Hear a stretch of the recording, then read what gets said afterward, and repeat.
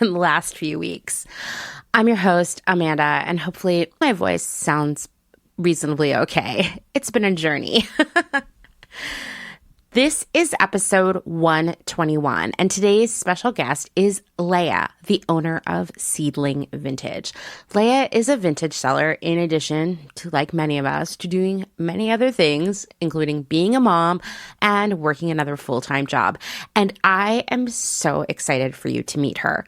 Her journey to selling vintage is a long one, as they tend to be, and it starts at a big fast fashion retailer. It moves into experiential design and ultimately finds meaning, comfort, and her place in the world via vintage.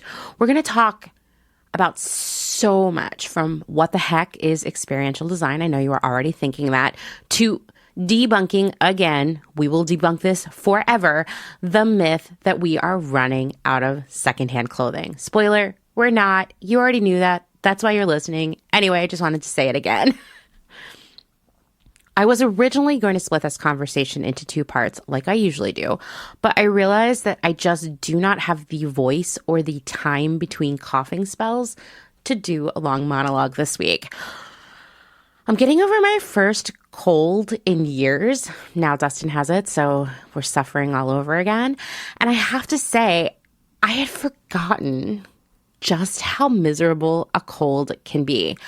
Years ago, when Dustin and I took our first trip to Japan for our honeymoon, well, I was beyond excited. Like, those words don't even begin to capture how excited. I'm going to feel this way when I get to go to Japan again, when the pandemic is over. Seriously, I think about it sometimes, how excited I'm going to feel, and I tear up a little bit because I remember how excited I was the first time we went to Japan.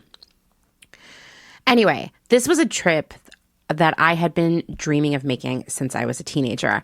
And naturally, I had to, because this is how I work. I am the kid who used to read the encyclopedia for fun. I had to read everything I could about Japan, Japanese culture, and the day-to-day social mores of life in Japan, because I am a firm believer that as travelers, we must be polite and respectful when traveling.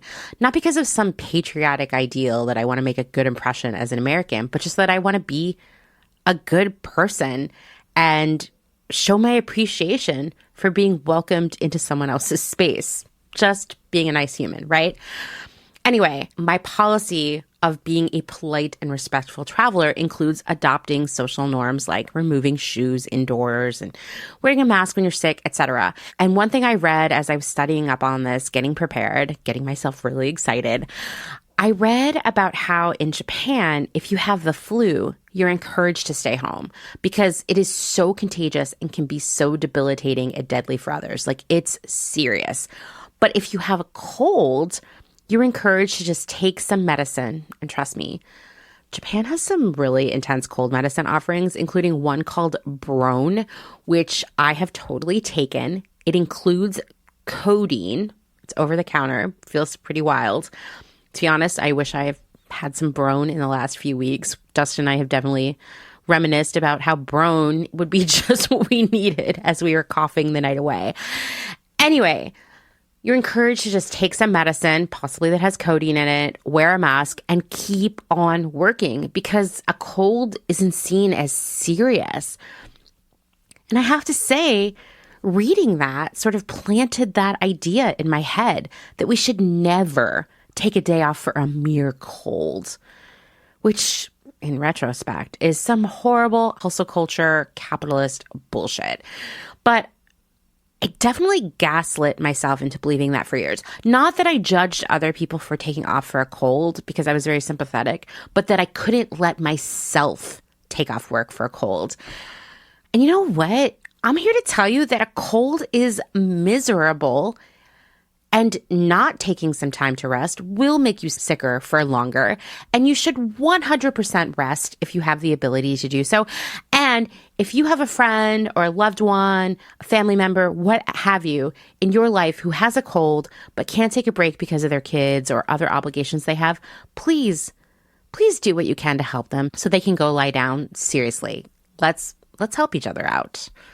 Okay, well, I don't normally talk about colds around here because this is not a healthcare podcast, nor does it want to be. So I'm going to shift gears here, and I'm going to remind you of the upcoming audio essay series. From no miniskirts after 30 to cut your hair short at some mysterious age, we are swimming in a sea of style rules around age, gender, size, and lifestyle that are frankly bullshit. Just like not taking time off when you have a cold, also bullshit. Yet we've been exposed to them for so long that we don't know that they're bullshit. I posted about this on Instagram last week, and I was so excited to see so many strong feelings that aligned with mine because I had just seen a bunch of women complaining on Reddit about women not dressing their age, which for me is like nails on a chalkboard. Instant cringy rage. It's interesting to me, and well, interesting being an understatement, really infuriating to me, that women are old for more of their lives than they are young, which right there, say that out loud. The rules we have around age are pretty fucked up. I had an assistant at my previous job that was just a complete nightmare, and she loved to insult me from what I was cooking for dinner to what I was wearing to whatever. And it's interesting to me because, you know, I was her boss. Anyway, she was always criticizing me about dressing my age, which is just such a gross, antiquated idea. And it's all wrapped up in ageism, the male gaze, and policing women's bodies, right? Some of us have been dressing like meemaws since we were teenagers. Others are having the audacity to wear a miniskirt at 50. And who cares? We should wear what we like, what makes us feel the most comfortable and confident. And the same goes for that idea that only people of a certain size can wear certain things. I've told you about the stylist at my last job who said it was hard to make things look good on a size 8 or 10 model. Imagine saying that out loud in front of a whole group of other people in a professional setting or otherwise. The thing is, people will keep saying really offensive, antiquated, frankly, misogynist stuff like this if we don't counteract the narrative by being loud about how we feel. Unfortunately, our silence or lack of pushback on comments and thinking like that is seen as an agreement, even if we don't agree. See also any other fucked up, racist, classist, ableist, homophobic, transphobic, fatphobic comment that comes out of someone else's mouth. If we stay silent, that person saying it assumes that we agree. So it's time to get loud about how we feel. I want to hear from you. What is a style rule that you're glad to break? What was your journey to realizing that your style was personal and nothing to do with someone else's rules and opinions? Or conversely, are you fearful of breaking the rules and why? Tell us about your relationship with how you dress. Okay. What is an audio essay? It's a recording you make either using your phone or your computer. You email it to me at amanda@clotheshorse.world, and I edit and mix it and add it to an episode. I will not accept written essays for this. I recommend that you write it all out, then record it. It's okay if you make a mistake while you're recording. Just say that part again and keep talking. That's the ticket. Don't stop. Don't start over. Just keep going. I say this as a person who has to record myself talking all the time. It always works out better that way. I will edit out any mistakes when I put it in the episode. Record in a quiet room away from fans, air conditioners, air horns, bus stops, shrieking, cats fighting, what have you. The deadline for this project is April 15th. I've extended it a few weeks, so you have some more time to get it done. And your recording should be anywhere from 3 minutes to 10 minutes long. Let's get louder than the bad players out there. I think you're going to be surprised when you speak up by how many other people are feeling the same way. They're just staying quiet because they don't know that silence just perpetuates bad ideas and situations. Something something most of you might not know about me is that I actually studied painting in college.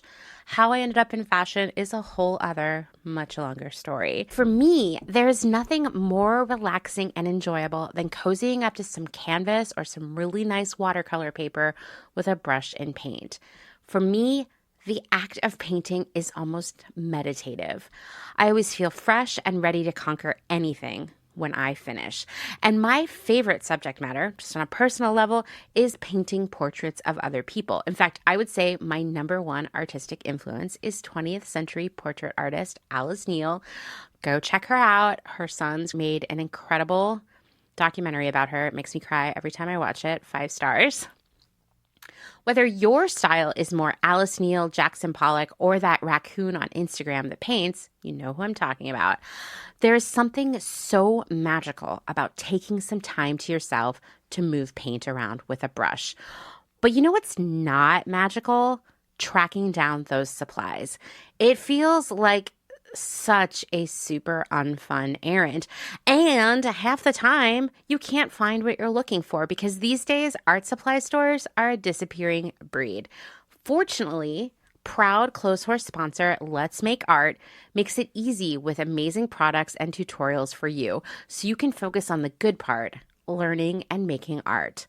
Let's Make Art is a revolutionary crafting company that aims to help everyone channel their inner artist, whether they're 3, 63, or 103, by delivering great art supplies and kits directly to your front door. You don't have to spend 4 years at art school to enjoy painting. But I know that getting started can be intimidating.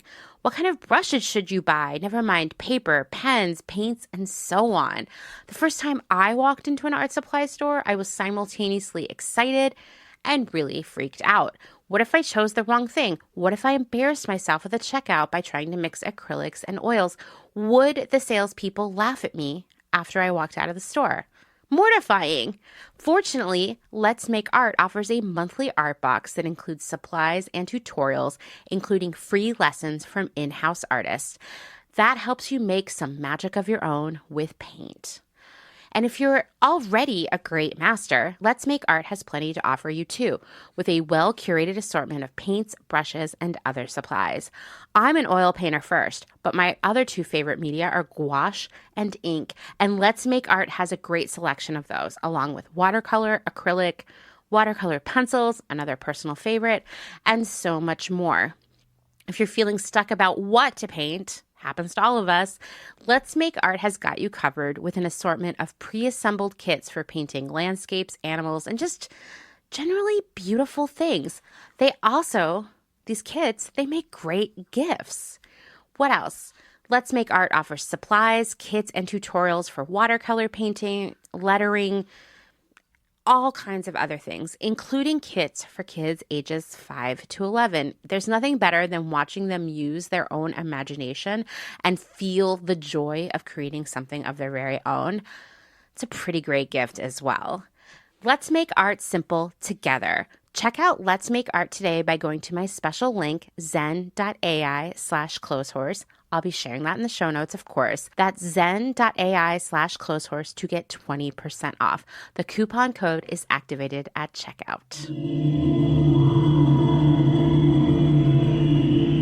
All right, everyone, are you ready to meet Leah?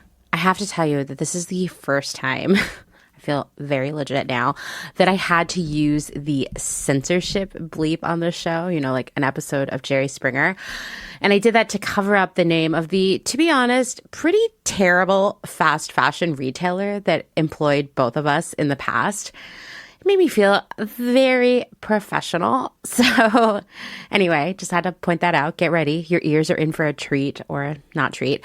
Let's jump right into this conversation because we're going to talk about a lot of stuff. See you on the other side.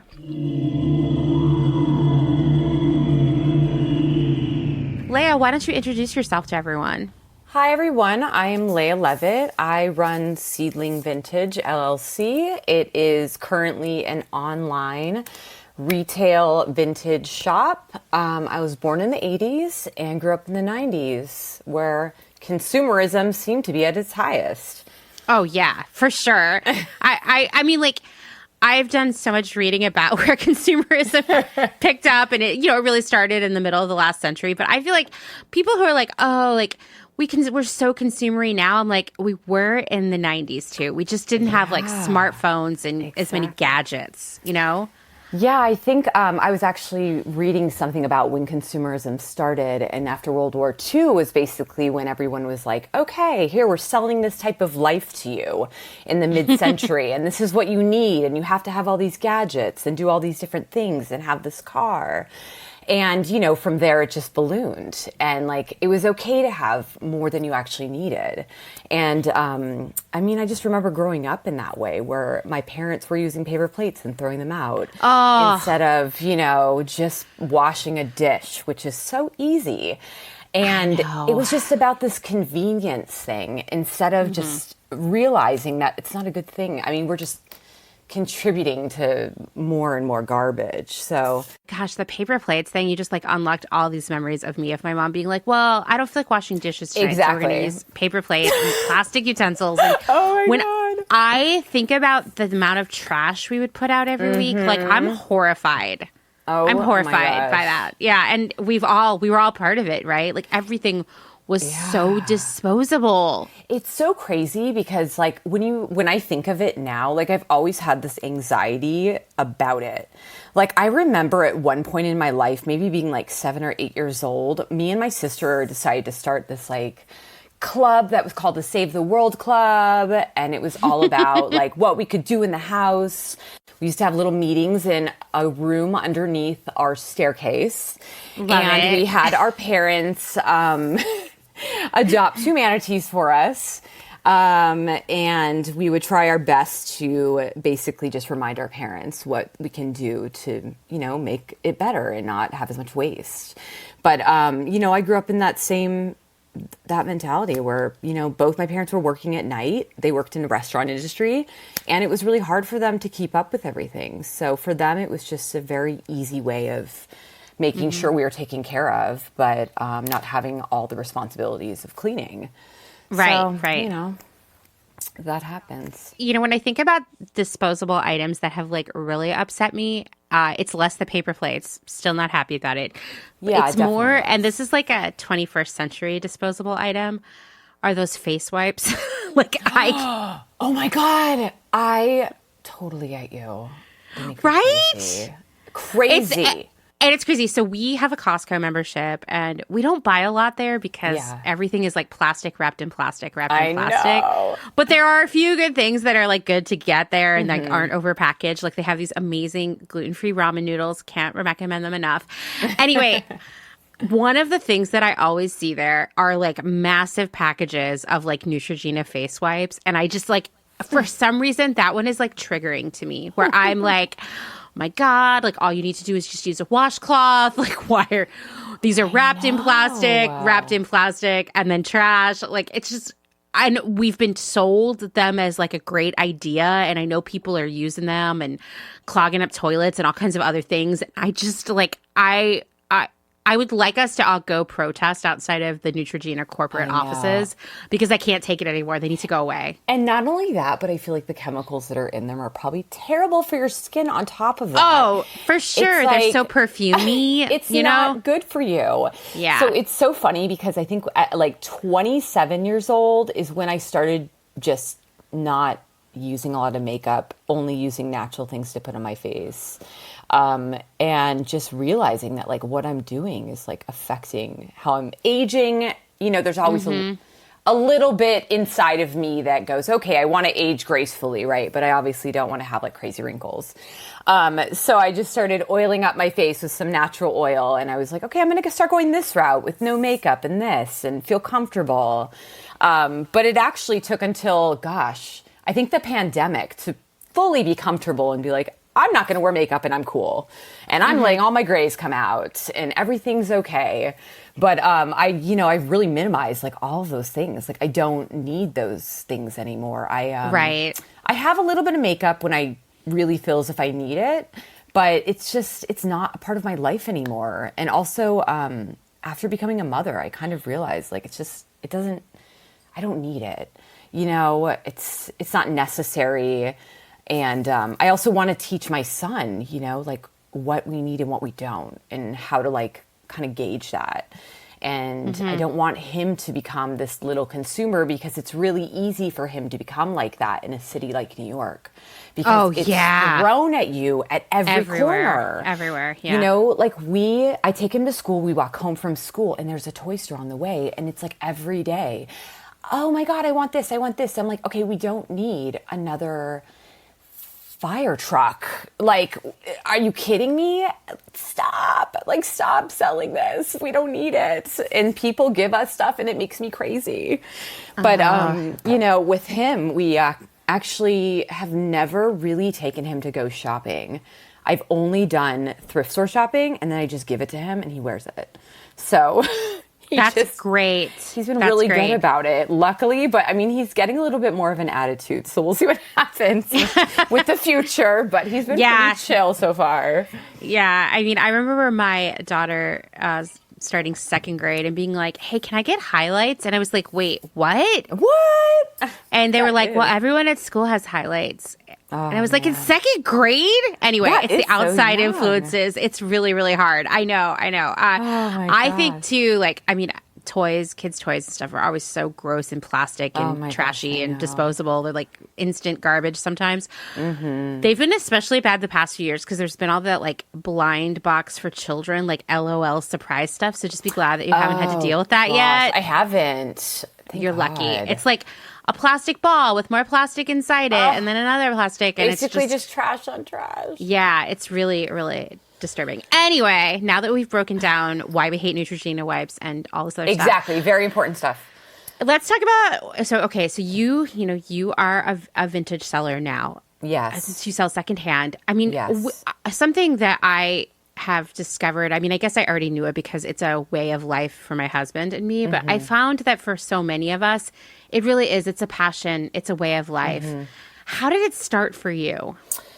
It's kind of interesting. Like, I remember being a young child and always telling my parents, I'm going to eventually own an antique shop. Like, that was that was like the one thing that I always wanted to do, because I always had a fascination with everything that was of historical value in my family and where it came from, and I wanted to know all the stories, and I didn't have like a lot of grandparents. Like, I basically had my mom's father and my dad's mom, and those were like my two like older generation family.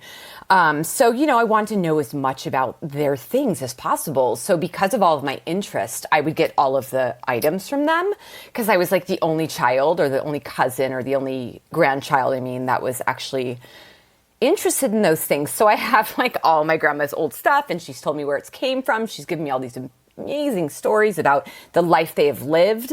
So I think for me, it was always about the life that it had before and how interesting it is to actually think about these items, being 70 years old, and then like what it's been through. It's like a person almost. It's like this entity that has like its own life. Yeah, so that was kind of like my first thought. And then my sister was a big old skater in the 90s, big skater in the 90s, and hung out with the skate crew. And in the 90s, it was very cool to just do thrift store shopping, like that's all they did. So my parents were super excited for that point of her life because it was so easy. And she would wear whatever size, and then she would try and dress me up. So she would just like be like, come with me and I'll give you like all my hand-me-downs of clothes, or like, I want you to look cool like a skater too, so I'm going to give you this and this. So it kind of started with that, and she got me, going with the thrift store at like 12. And then we just went with it. And my mom was like, heck yes, like everything's working out for us financially. This is great. Like, a lot better than when you guys went to Contempo Casuals and we had to pay like $200 or whatever. So expensive. And it was shitty clothes. And it was shitty, but it was Contempo Casual. Like, when we talk about how cheap fast fashion has gotten now, like, y'all don't even understand, because Contempo Casual was like so expensive. I remember I had a part-time job where I made like $5 an hour, not even minimum wage. Sure. And like you'd go into Contempo Casual and like a shirt would be like $40. And you're like, it would be like a whole day of work to buy a shitty Contempo Casual shirt. Not those prices were fair for what they were, right? Yeah. It's not like now where it's like, oh, that shirt's, I don't know, $15 and it's just so unethical and wrong. I don't think those 100%. shirts should have been $15, but it's just like, you don't understand how expensive Contempo Casual was when you were a teenager. Like, it was so expensive. It was, like, the coolest. And then, like, Wild Pear for shoes. You know, there's, like, those, like, certain places. Oh, my God. Wild Pear. I'm glad that you brought that up because we had one at our mall, and it was the best shoe store ever. I still stand by that. It was cool. It was a Wild Pear. It was really cool. It was wild, and they were really cool. They were basically, like, knockoffs of, like, cool shoes, not of, like runway shoes or sexy shoes. Like there were lots of Doc Marten knockoffs and Nana shoes and John Fluvogs and all of that. And like they were always having crazy sales, I swear. Yes, they were. They were always like 2 for whatever amount of. Because it was a Wild Pear. How much money it was. It was just like buy one Wild Pear, get another one half off. I have no idea. Like a BOGO type of situation. And the thing about those shoes is that they would last a million years. That's true. It's right? so funny when you think about that. And I always reference that also. It's like the things that I've had. Like I've had a pair of Converse for like literally before I moved to New York. And I've lived in New York for 16 years. Oh, wow. On and off. I moved a little bit for a while. But it's like I've had these shoes for 20 years and they're just breaking down now where I'm like, okay, I gotta like retire this pair of shoes. I mean, they have been through everything. But now it's like I bought a pair of Converse, which kind of pissed me off because I try not to do that. And immediately, like, the rivet fell off. Like, the day I freaking wore it. Like, the first day. The rivets are the first to go. And I agree. I feel like I had the same pair of sneakers for, like, all of high school and college. And now if I buy, in the rare occasion that I buy, like, Converse or a pair of Vans or something, they don't even make it a year. It's terrible. It's terrible. I mean, it's a fast fashionification of everything. You know? It's almost like there is a marketing strategy to make things. Well, I think it's fast fashion because it's going to be cheaper to make, right? But there's also probably a marketing strategy behind that makes it like, okay, well, it's going to break down anyway, and then I'll have to buy another one. So there you go. It's just the way it is. It's getting worse and worse. It is. That's planned obsolescence. That's a real thing. 100%. And if we can't make the product fall apart soon and you need to buy a new one, then we'll just like make it seem out of date and useless. Like, for example, iPhones. You know, like that's a big example of planned obsolescence where if you, like, I'm one of those people who tries to hold on to my phone for as long as possible. And the last year or two that I own it is like arduous and stressful where I'm like, sorry, I can only use one app at a time or I have to keep it constantly plugged in or, you know. I had that for like a really long time. Me too. I'm going to go on another small journey into a moment where I actually moved away from New York with my husband to South America.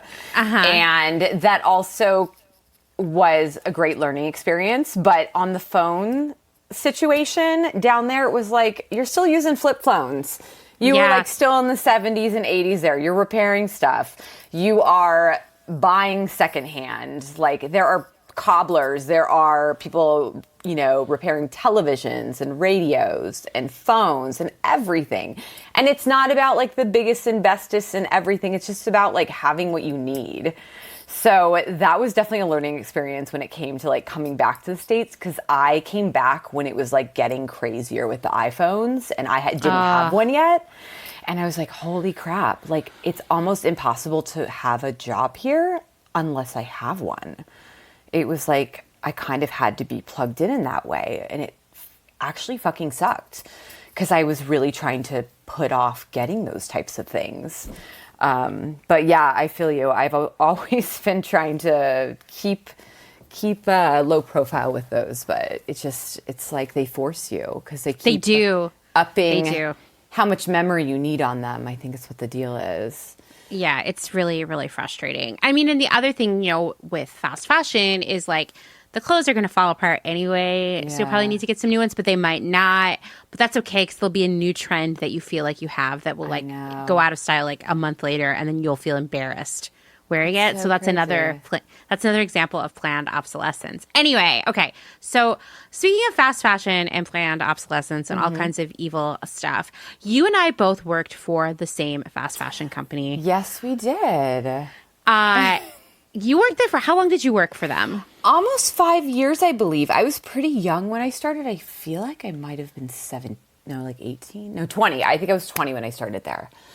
Yeah. So early 2000s. So how did that shape your feelings about fashion, style, fast fashion, retail, all that stuff? What is so interesting about that company that we both know is that there was a lot of appeal to working there because there was very interesting people that work there. There was very educated, artistic, cool people that worked in that environment. And the funniest part to me about working there was no one usually wore the clothes that much.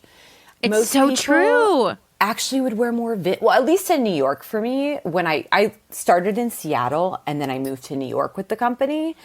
And I noticed in New York and Seattle, actually, that most people actually wore vintage. Like, we'd have, like, vintage come into the store sometimes, and most people would be, like, going for that, you know, trying to get that. Because as much as, you know, the clothing tried to be individualistic and kind of mimic vintage or try and be a little bit cooler than these other brands, it still was fast fashion. So we were all trying to still have like our artsy, individualistic, like personalities there. As far as like how it shaped my view of fast fashion, I started as an associate for that company in Seattle. Worked at the downtown store there, met a lot of really cool people, met a boyfriend. We ended up moving to New York together. I was just turning 21. And then I slowly moved up the manager ladder, and that's when you kind of get more of the insight of the back end of things. And you're using the systems and kind of seeing, I mean, how much quantity you're seeing of all these items coming into different stores, and also the markup and how much they're getting them for. And it was just like kind of crazy to see all these numbers, you know, and to realize like what was happening. And it just felt like a machine. And I started to get pretty depressed after a certain period of time because of it. Yeah, I hear you. I hear you on that. It's really hard. Like, you know, you and I, when we were preparing for this conversation, we talked about how, like, yeah, you could go back, you could get on the green screen, which was literally a computer from like the 80s, right? Oh, 100%. Yeah. And like, you could look up first off, like, oh my God, we ordered 10,000 units of this thing, or that it cost $4. We were selling it for 40. I mean, it was really crazy. When I moved from the retail side of that to the home office side to work as a buyer, I couldn't believe how cheap some of the stuff was that we were buying. Like, for example, we talked in a previous episode about this scarf that you're going to be totally familiar with. It was called the striped nubby with Lurex. Right? Oh my God. Stop. Right. So that was one of the categories I bought. And that was like, that scarf was like, I want to say $2 and some change. And we sold it for $20, $24. I remember. Like, it was like 24. I think it was like 24 when I was there. Got snagged on everything. Was like instant trash. It's terrible. We would always have to, what did we have to do when things got broke? We had to like zero them out or something? I can't remember what we did. Damage them out. Damage them out. Yeah, I damaged so many of those fuckers out. And I have to say, sorry, I'm swearing now. That's okay. As far as like, okay, so I was never a manager of accessories. At the point when I was working there, we had managers for every different department. I don't know how it works now. I didn't do accessories management. I was like women's operations, different things like that. But I remember just always the most waste was in accessories. They would just break like no one's business. Totally. It was insane. So I've been for that company a manager of all the departments except for men's. And then I moved, to the home office, and the categories I was buying initially were women's accessories. And I couldn't believe, like, a lot of the jewelry and hair clips and things like that were like $1. Yeah. You know, the sunglasses had the highest markup of any category, I want to say. Oh, and a I lot remember of them, seeing that. yeah, yeah. And once again, those were like $1 to $2, and we were selling them for like 20, and they were crap. Oh, they were shit. They were total shit. I would go to, I mean, like real talk, and this is the way it is for the entire industry. You know, you think of some place like Forever 21 as like selling you like the lowest of the low when it comes to like accessories and stuff. We were buying our stuff from the same vendors. Yeah, and that's like, sorry to interrupt, but that's like the funny part about it is that people don't realize that what Forever 21 and the company we're talking about, the only difference is that we dressed it up. We made it look exactly. Oh my God, that fucking cooler. You know, we made it look really fucking cool. We had cool people working there, and that was the only difference. That was the only difference. It's like, that was what it was. And it's kind of insane because before, when I was working there, I didn't really grasp it as much because I was so young. But then when I finally quit and went to school, it started to come to me. You know, I started to understand it. Yeah. It definitely, it's, I mean, this is what the entire industry is, you know, and I started Clotheshorse because a lot of people don't know that it's all the same. It's just better marketing. Exactly. Cooler marketing. Cooler marketing. Yeah. Yes. So you decided to go to school for interior design and architecture. Yes. So I left the store we're talking about because I was getting up there in status or like, you know, management, and I really didn't want to get stuck. I knew if I got to a certain point, which I was at that point, I was at the $10 million store, the biggest store of the whole company at that point. And I was a women's manager managing 25 people. It was crazy. I mean, our sell-through was like unbelievable. Our back stock was a fucking football field. We had one person dedicated every day to just freaking organizing it because our pull in the morning to like replenish was just incredible, because we used to print out these whole like, you know, list of what we sold through, right? And then you try and pull what you can from what we have. And it was just insane. I would just be throwing things like on piles, like, let's get this out, you know, like, come on. Like we had like, I mean, literally we'd stack shirts like 40 high, like just like, we gotta do this. It's gonna go crazy when we open the doors. Yeah. You know, like freaking out about it. But, sorry, I went off a tangent there. But yeah, like I just kind of got to a point where I was like, this is crazy. And the raises I was giving to people, I just felt really like mad about it. You know, I just felt shitty because it's, you know, I was the messenger for so many people to give them their raises. And I didn't think it was enough. And I didn't think it was livable for New York, number one. I was, you know, just making it in New York as a manager of like a high status store. So if I wasn't making it, like, I mean, how are they? So it was just totally crazy to me to be that messenger. And I just got to the point where I was just fed up. I was like, I can't go any further because I know they're going to end up promoting me. And because I was doing a good job and I didn't want to get promoted and get stuck. So that was when I was like, okay, we got a really good bonus. We made stretch bonus that year. We had 3 bonus categories. That's like a major bonus. It was freaking crazy because like that's like rare that it happens. Very rare. So I told myself if it happens, I'm taking the money, I'm going to live, and I'm going to go to school. So I did that. I started applying for school, and then, you know, and I got out. But yeah, I went to school for architecture and interior design in New York City, in Chelsea, at a really good accredited school.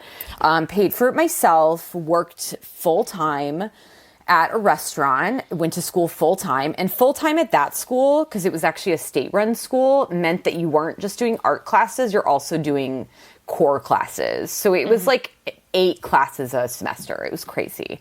I was insane, but I had the energy. I was like 26. I could handle it.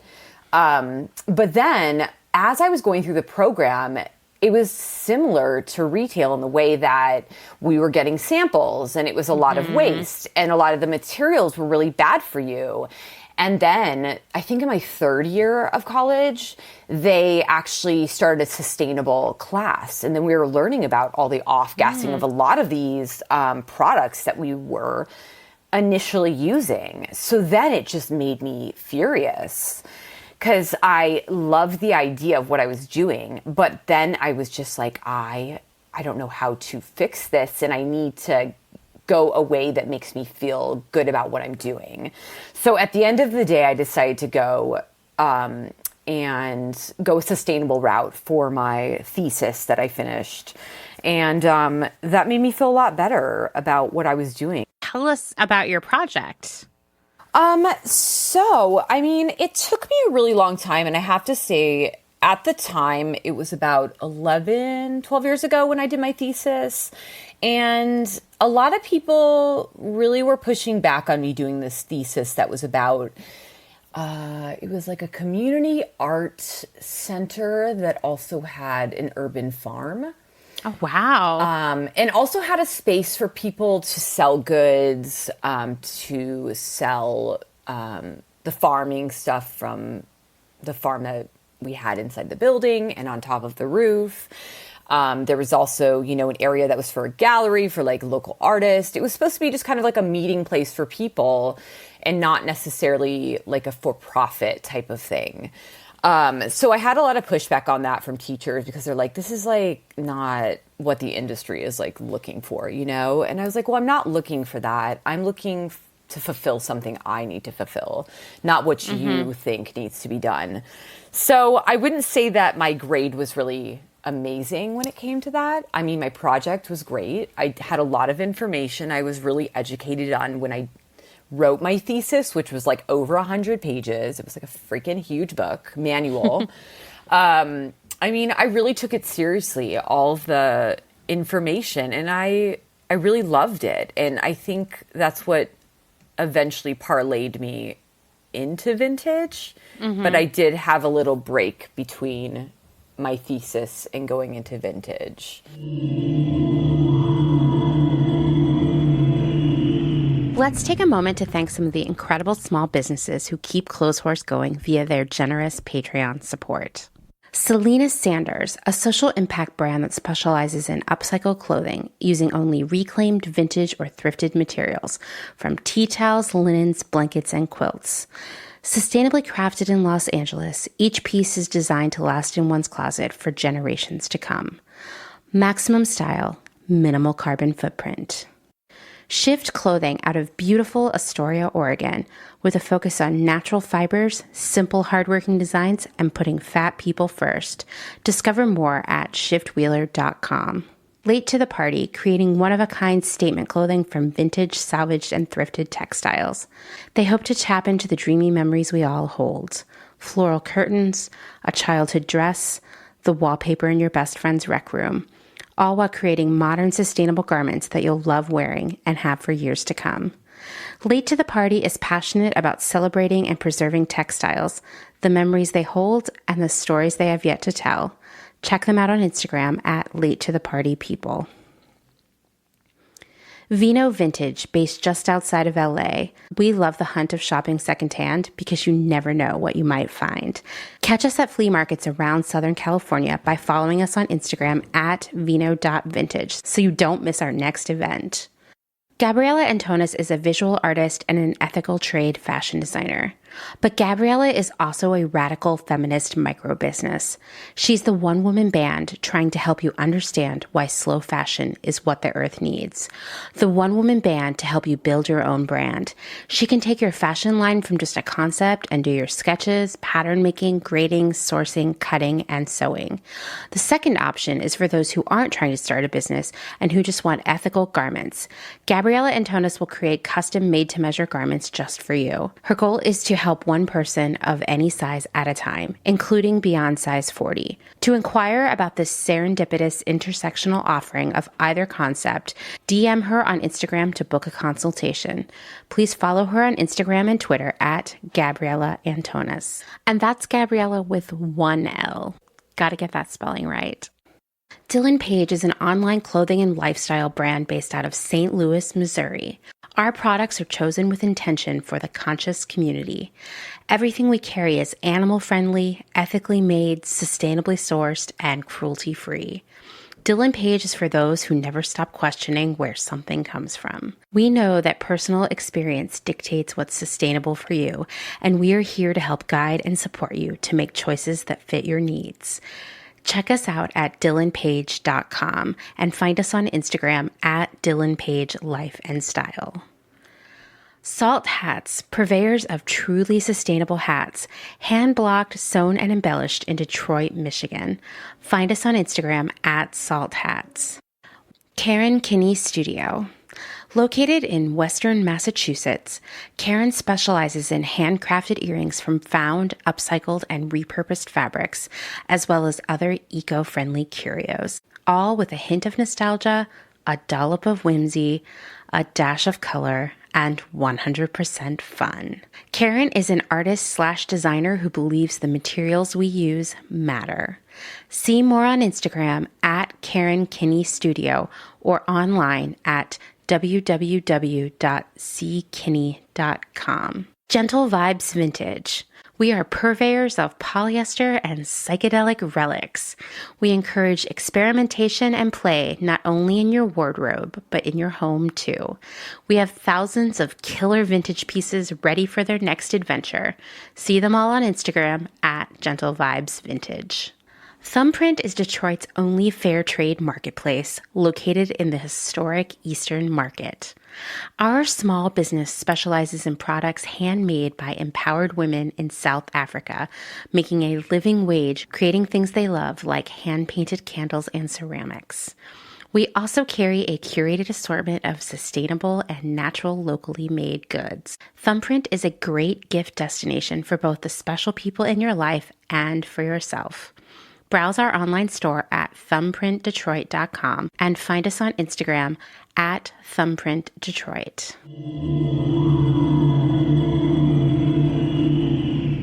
Now you sell vintage, so what's the step in between? What happened? Yeah, so, I was like, I'm going to go that, totally normal route, like the 9-to-5 job. I'm going to do it. Because I've never really done that. I've always worked, multiple jobs. I've always done, a little restaurant work here, or a little retail, or a little this, or a little that. I've always I think I have a bit of ADD, so I'm always, want to do something. And always want to have variety, or I get really bored. So I was gone for a little bit of time with my husband in South America after I got married. And I came back to New York and said, hey, I have a son now. I'm going to get a 9-to-5 job. I'm going to do it. So I randomly wasn't really even looking. And I feel like this is what always happens in New York. It's someone that knows something that just gets you a job. So my husband had a good skate buddy that had just moved back from Miami to New York. And he worked at this experiential design company. And he came over and was talking, and he asked me what I was doing. And I was like, I'm actually looking for something for, that's in architecture or maybe technical drawing or maybe, I don't know, in design or something. He's like, well, actually, they're looking for a technical drafter at this company I'm working at. And I was like, really? Well, I don't know if I want to do it, but I might as well try. Why not, right? Why not just see if it works out? So I emailed the girl and, she saw my portfolio, and then I had a meeting with her, and it's so funny. I had the meeting with her. I walk in, and this guy that actually worked for corporate, which I think you might know as well, I'm not going to say his name, was in the meeting as well. And I didn't actually know him personally, but we were discussing other jobs. And he's like, oh my gosh, I used to work at corporate, blah, blah, blah. And it was just really funny. So we all connected really well. And then the girl's boyfriend that was actually going to be giving me the job if I was to pass the interview process ended up being an old friend from the retail industry. So he was one of the guys that built out the environments in the spaces for this retail company that we've been talking about. So that was really funny because he didn't have social media or anything. I had no idea he worked for the company. It just ended up being like this kind of kismet thing that it all kind of went full circle. And this was like 16 years after I'd worked with him, you know? And we just gave each other a hug and I was like, this is crazy. Like, I guess it's meant to be, you know?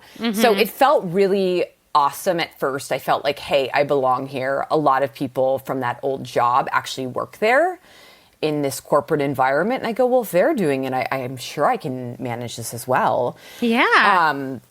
So I started, and, you know, being a technical drafter is different than being a designer because you're not really on calls with clients. You're not really pitching the ideas. You're actually the person that is receiving after the pitch is done and after they have already signed the contract. So I was the person that was just given the information of, okay, this is what we're doing, and now we have to go measure the space, and now we have to build it, and you have to get all of these technical drawings to the different departments, like the lighting department, the carpenters, the metalwork, the paint department. So I would have to do these large drawing sets that were very detailed, have 3D drawings, exploded versions of these 3D drawings to show how they're put together. And then a lot of details, like very, very, very very detailed stuff, like 1/8 of an inch between this and this, you know, like crazy things. So it was very detail oriented, which I loved, but I was also like on my own island. I was listening to headphones all day long, and it just felt crazy because I would be working and then all of a sudden have 5 minutes of anxiety just thinking about life and what the fuck I'm doing. Whoa, I know this feeling too well. Yeah.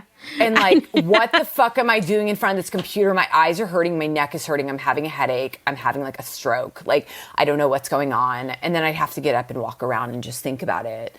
And this kept happening over and over and over again. And I'm just thinking to myself, I'm fighting this part of me that doesn't want to be there just because I think this is the right thing to do. And, you know, it's funny because I was just going to stay there and just fight it. And I think it would have broken my soul and my spirit at some point. And what happened was COVID.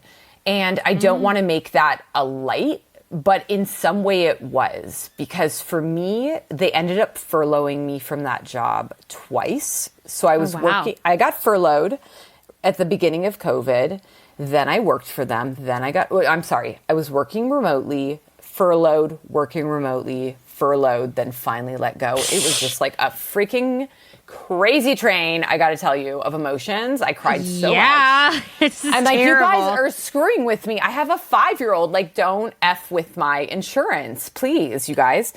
So it was crazy, but then I realized, like, this is a blessing in disguise. Like, this is giving me the opportunity to figure out what's going to make me happy and a way to kind of be at home more and not be in the office like almost 6 days a week. So, yeah, like, that is what definitely was the change that drove me into vintage. As you're talking about, like, the furlough thing, I mean, for me, I got furloughed for 3 months, and then every time it was time for me to go back to work, like, my boss would put a last-minute meeting on my calendar that was in 1 hour, and I was like, now I'm going to be laid off today, and it would be like, no, we're extending your furlough another month. Yes! And oh my gosh! this kept happening, and I was like, I'm not going back to this job. Like, I can tell, right? But like, we couldn't move out of the city or move on with our lives because it was like, well, I might go back to this job. We can't make any decisions. And then every month, that last minute meeting, like, oh, it's 9 a.m. We're having a meeting at 10. That, like, my heart pounding for an hour. Then I finally got let go. And I was just like, what a fucking relief. Like, I know, right? I just don't need it anymore. I need that freedom to move on. I hated that job. I was very unhappy there, but I was so, you know how it is. You're like, it's hard to leave anywhere. It is. Because it's scary, right? I just needed that freedom to just go do it. Not that I'm like, thanks for laying me off and cutting off my insurance and giving me 2 weeks of severance during a global pandemic. All I got too. I got 2 weeks of severance. How nice, right? Yeah. I also got they were like, and you get 5 extra days of health insurance. Wow, thanks guys. Thanks. Oh my God, I actually haggled the hell out of them and really made them feel guilty. Luckily, they were kind of nice people. And I was like, listen, you need to give me 5 months of insurance because I have a son. This is a pandemic and I will not accept anything less. And I will keep bugging you until you do it. So they did, which was awesome. I haggled that part, but it was just, that was a good thing. And I felt okay for a little while. And then it was stressful when I didn't have insurance again. Yeah. Gosh. And that's another, I don't even want to get into that subject, but seriously, we're working for insurance. It's just ridiculous. We're working to pay off debt. We're working for insurance. We're working for the wrong reasons. It's right. It's true. It's true. I mean, I am like, so many of us are stuck in bad situations because of that. Like when I hear boomers on social media or in the comment section of a New York Times article being like, well, if you're such a special snowflake, why don't you go find another job? And I'm like, fuck you. You have no idea. Yeah, you have no idea. If I leave this job, I'm not going to have insurance. I worked as director of merchandising, leadership level for a company in the Pacific Northwest that didn't even give me health insurance. I was working a gazillion hours a week, a very important employee. We did not have health insurance. And so that's crazy. It's crazy. That company's terrible. Anyway, the point is we are, we work in this time where we're stuck to these jobs because not because we love them, not because even necessarily we're in an abusive relationship with them and can't get out of them. It almost feels like it is. It almost feels like it. It's I need health insurance. I need a steady paycheck. I need a place to live. I have to pay off my school debt. It's so frustrating to me because then we have absolutely no leverage when it comes to negotiation because they know at our core we are desperate to have this job. I know. And I think that's what's funny about it is that when I was haggling, I kind of told myself, no, this is going to happen. So I had this mindset where no, I'm going to make them do not make them, but I was like, no, I'm going to make this as important as possible and make this as human as possible. Because I thought to myself, I go, we're humans. They need to understand this is a human thing. It's not about them. It's not about work. It's about the fact that I need to make sure I'm taking care of my family. Because I didn't mention this before, but my husband's a freelance photographer. So he's never had insurance. So I was the main provider of insurance. So that was the main thing that was really difficult is that I was that steady person with a steady income.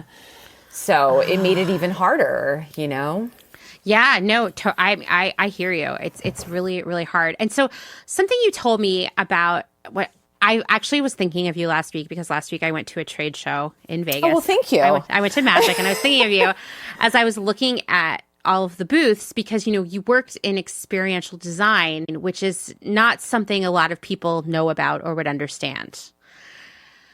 So can you explain a little bit what that is? Okay, so I found a really simple way of explaining it to friends. Okay. Or just anyone. I finally was like, I'm going to break this down. It's basically marketing using architecture. I like that. So that's the best way I can explain it in very simple terms. We were using architecture to market for different companies. But the thing about that, it's not you're building out an apartment. You're building out a space for maybe 4 hours, maybe a day, maybe a week. It's that's what was soul sucking about it. It's so sad, And what was crazy too is I had a lot of insight during that job of what materials we use. I would specify 3/4 inch MDF, which is so fucking poisonous. Yeah. Or, 3/4 inch plywood, which is not super sustainable. And the same with MDF. It was just so frustrating. And on the sustainable note, we did try to start a sustainable group there. And the best they came up with was a sustainable product that was shipped from China on a boat. And I was just like, this isn't sustain. Like, you're basically canceling it out. Like, you're telling me that it's coming from a boat from China, and you're telling me it's sustainable. Like, that doesn't work out. You know, it's not the same thing. And like, they were so pushed back on it because it was just so hard for them to get away from the way they've done things. You know what I mean? Yeah. They didn't want to change it, the process. It was just very frustrating. And I was like, you know what? I can't be involved in this anymore. Like, I can't be involved in your meetings anymore about sustainability because you're not even listening to anything I'm saying, you know, at all. Yeah. Yeah. And so I was like, thinking about you last week when I was at Magic, because there are some really elaborate booths there that people came in and worked really hard to build. They used a ton of materials. Yeah. And these were going to be up for 3 days and then torn down. And I can't even imagine what the dumpster behind the convention center is like at the end of that week. It was so depressing. I did this one stand, and I don't know if I showed you the photo of it, but it was for a very famous shoe brand that a lot of us know was very popular in the 90s. It was super cool design, and if it was staying up for a really long time, I would be like, this is awesome, and I'd love to show everyone. But it was also for a convention that was like 3 days. But it was not only like just the walls. We made like these fake mountain type things on top. So it was just, I mean, oh my God, I think it was like over 100 MDF panels. Oh my God. With, or 100 or 200. Oh, no, I'm sorry. I think it was like 180 MDF panels. And then we have to frame them out so they're not like, so they're stable. So you had to frame out the back of those. It was just a waste on a top of waste on top of waste. Oh. And then just shit bought from Amazon to like fucking decorate. It was, oh my God, so depressing. That was one of those projects I go, this was cool. And it looked so cool in my portfolio once it was done and the pictures looked beautiful. But then I'm just like not super proud of it, because it's dead and gone. And then when you talk to like the people that are actually on site that work as project managers and are dealing with the dumpsters, they're, ordering a dumpster company. And I kept telling them, hey, you guys, if it's a local New York thing, there's actually a lot of like, there's this like local network that will, if you post on there and say, hey, we have free flats. And flats are what they call like basically a fake wall. Mm-hmm. So we would make a lot of those, and those were standard sizes, which was like a 4x8, which is basically what a standard size for plywood is, or MDF, right? Mm-hmm. And we would make a lot of those, and a lot of people would want to use them for like set design or whatever. And so like there's a whole network here that shares stuff like that. And they were so pushing back on me, like helping them with that. And I was like, why is it that hard? We just post one post and they'll come get it. You know? It was just so crazy to me. They're like, no, we'd rather just throw it away. It's just easy. I just couldn't handle it. Yeah. That's ridiculous. So now you sell vintage. Yes. And you do that full. Well, I know you have another job too, but yeah, I can tell you a little bit about both. Where do you want me to start? Pick what feels right. Okay, so I'll start with the second job. So I have a job right now that I have worked for 4.5 years. It's at a local boutique hotel that is actually quite sustainable, which I always found very lovely about them. Yeah.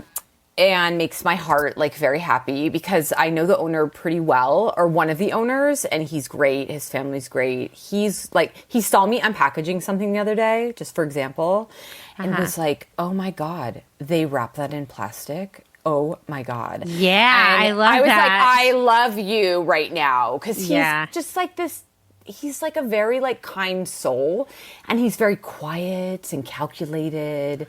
And just, like, he's a real person. And I feel like he really cares, And it was just so nice to see him say that. I was like, I know Peter. Or, well, whatever. I'll say his name. You can bleep it if you want, but you don't know his last name. So there you go. Peter's fine. Yeah, Peter. I was like, oh, I know. It's crazy. But then we realize it's because, like, sometimes it travels through hot places. So it's like, so it doesn't melt because it's a candle. Yeah. So we're like, oh, there's some ways, like, some things you can't prevent. But, they use biodegradable stuff for most things. They used to compost everything. And we also do a lot of waste management as far as food goes, because I work for events. So in events, there can be huge waste. But we work with chefs now, which wasn't in the past like this, that actually are really working hard and striving to be as good as they can possibly be to make sure that like everyone's eating everything. And it's so lovely to see how little comes back to the kitchen. Because I'm usually the expo person. I'm like part of the management basically. And I do a lot of the expo and I work with a lot of the kitchen. I just love doing it because it's very high pressure. So I do a good job. And I just love that he's a part of that, because I also time out when I'm sending things to make sure nothing's coming back with full plates, and it's just great. Like, I love that part of it. But I did work there while I was working at the experiential design company, because I have this like ultimate fear I will be poor and lose my job. It's just who I am. I don't know where it comes from. I've not been homeless. My mom was homeless at one point and she's told me terrible stories. So I feel like I just have this, like, how they say sometimes the energy of like your ancestors can come through you. Yeah. I feel like my ancestors' anxieties have like really come through me and just like have gotten watered down through the generations, but it is like full on. Just on that track really fast, I met my half-sister during COVID. My mom gave up for adoption when she was younger. Wow. And it was amazing because it shows how much that actually is true, because we were discussing stuff and she's so much like my mother. And the anxiety part and the like stress and the way she reacts to things and the way she deals with things. And I'm going, oh my God, there really is like something in these genetics that does this to us. Sorry, went on tangent there. No, but it's true. It's true. It's really interesting. Like when I saw her, I was like, we were just connected immediately. And I was like, I feel you. I feel you. Like, I mean, we talk about anxiety a lot. I'm like, oh my gosh, I feel it too. So, you live in New York. It's like, it still is a rat, it's a rat race. Like literally, yeah. I mean, I moved here so young and I was lucky to have jobs, and I was always lucky to be a very social person and I'm pretty good at reading people.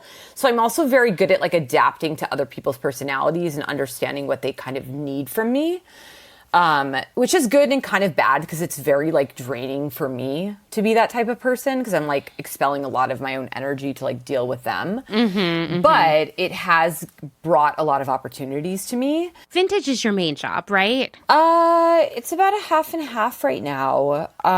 Okay, that's pretty good though. It's a weird situation because I definitely have, like a decent amount of sales, I feel like it's good, but I still feel it's not there yet. I know it's not there yet because I've obviously worked in retail. I get it. Like I get how things work, and you're still buying, but you're spending, you're buying, you're selling, but you're it's like you're not like at always like the best point.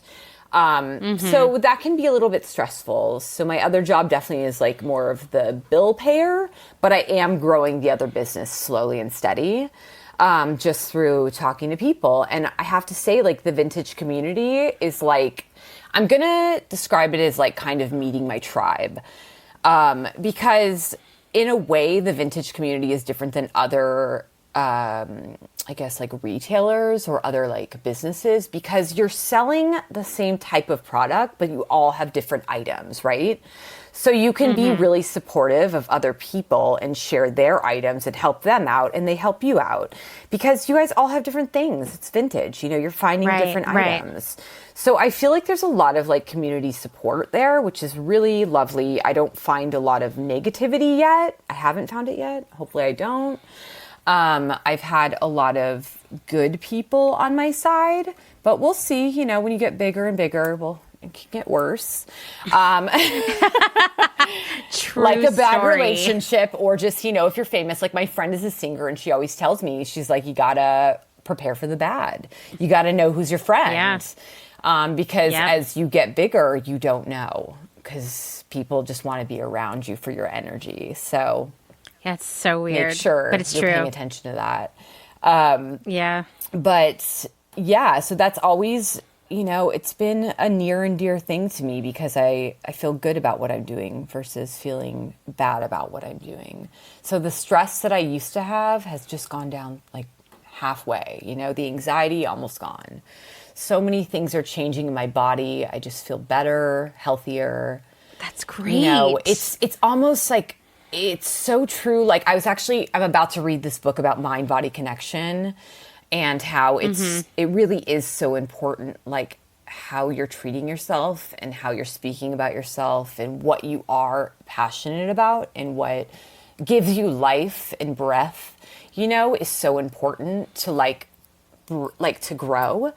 So you have to love what you're doing, you have to be, an advocate for what you're doing to make sure that you continue to grow in a good way, in a way that actually, makes you feel good. I love that. I think that's so true. I mean, for anything you're working on, right? I think it goes back to our conversation about being kind of stuck at your job because of, health insurance, money, all these reasons, and how you're stuck in this situation that's actually bad for your physical health. Yeah. I think because you need health care. What? Yeah, I know. And that was the saddest thing to me, because I had such good health care with that job. It was at the other job we worked, the retail company, it couldn't even compare to that, Oh, no, it was terrible. It got worse every year. It was so bad. I was like, how is this so bad? This is a big, it's becoming bigger and bigger. How are we not, why are our copays so big? Why am I paying this much when I go here? So I had really good healthcare there, and it was I paid for my whole family, and I was able to do that. And we had great healthcare. I had the top tier, we could go to anyone. So that was definitely sad to leave. But I think, we found our healthcare through New York State, and, we pay for our dental visits. I'm dentist is one thing I don't fuck around with, because I went to a dentist one time with my New York healthcare. They fucked up my tooth, and I had to get a crown, and it was $2,500. So I'm not doing that anymore. I'm just paying for my damn health, dental,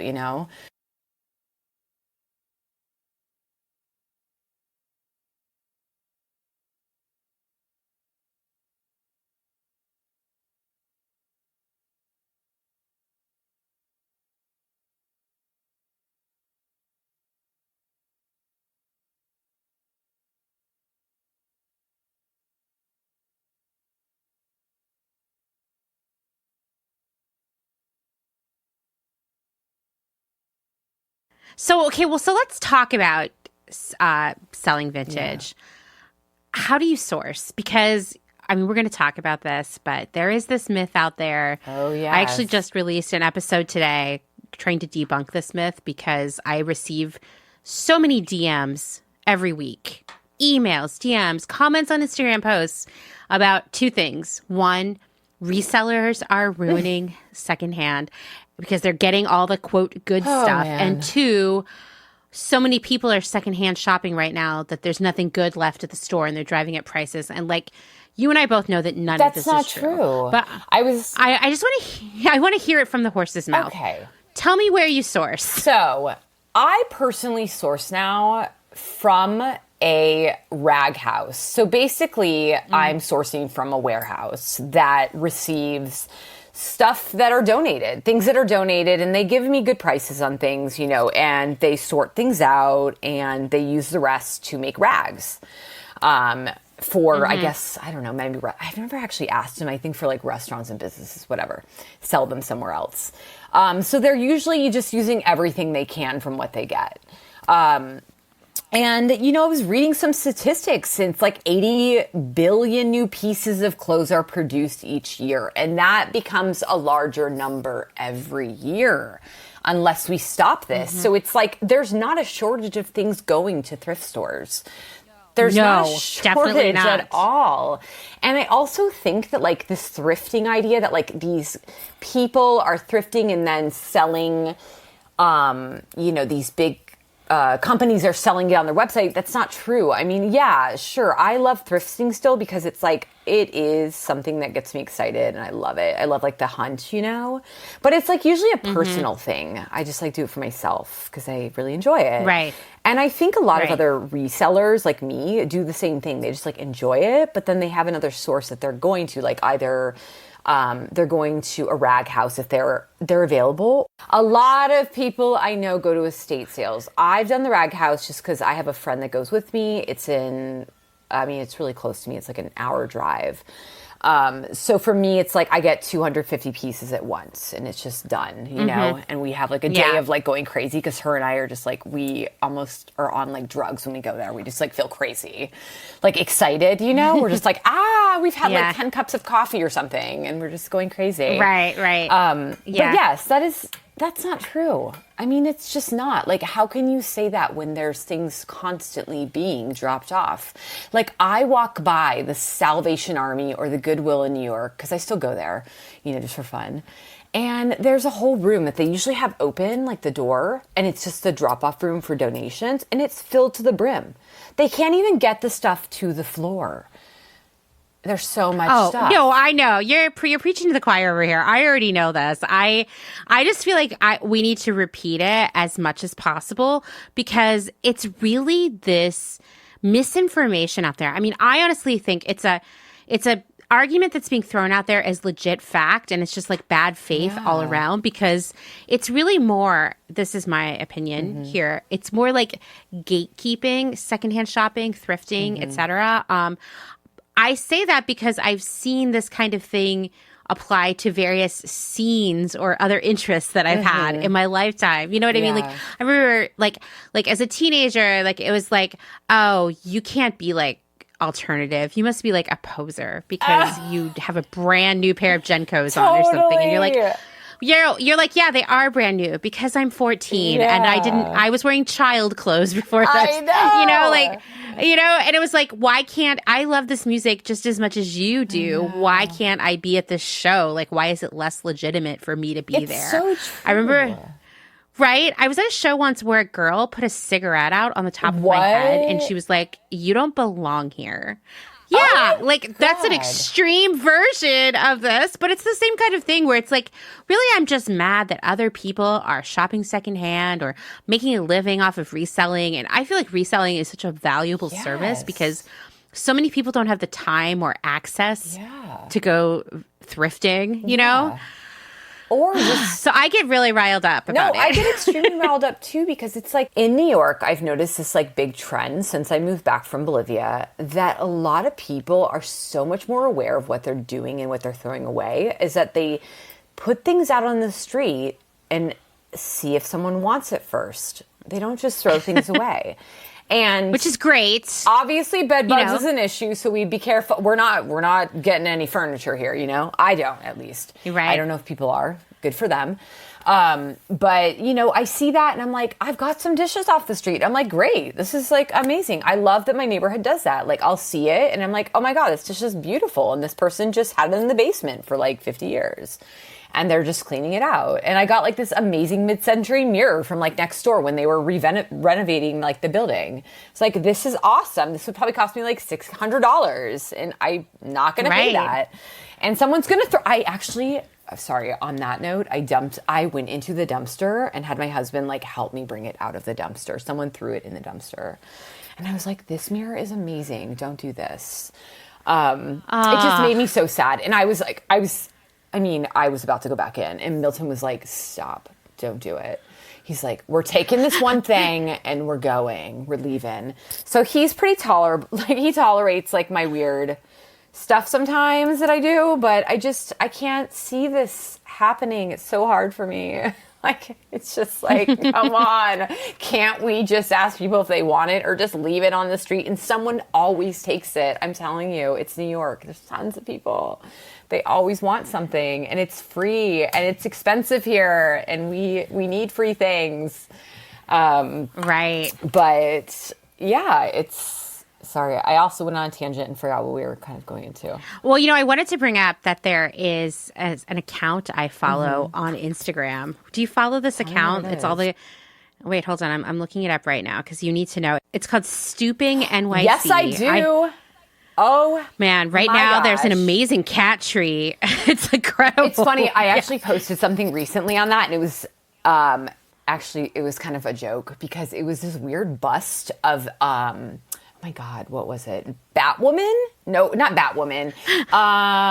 One of those like Wonder Woman or something like that with like a cross, or I don't know what it was. It was just very interesting, and I was like, "Come and get it, guys!" No one came to get it, and I was like, "Oh sad. man, like come on! Everyone always gets to stooping it stuff. Everyone's always like on it, and no one wanted it." Yeah, so it's fine. sad. But I do follow them. But unfortunately, it's like it's always because I live in North Brooklyn, and a lot of the stuff is in like South Brooklyn. So I can't ever make it on time, but I'm so happy that like people grab it up, you know? It makes me super excited because I see it and it does make my heart extremely happy again. Because I'm like, there we go. Like that's the way it should be. We don't want this. Here, take it. And I'm going to post this. So it is a wonderful account. It's amazing. And the stuff they show, I'm like, I can't believe someone threw that out, but yeah. Can you believe it? Amazing. I know. We need more of that. We need something like that here in Austin. Crazy. Someone should start that.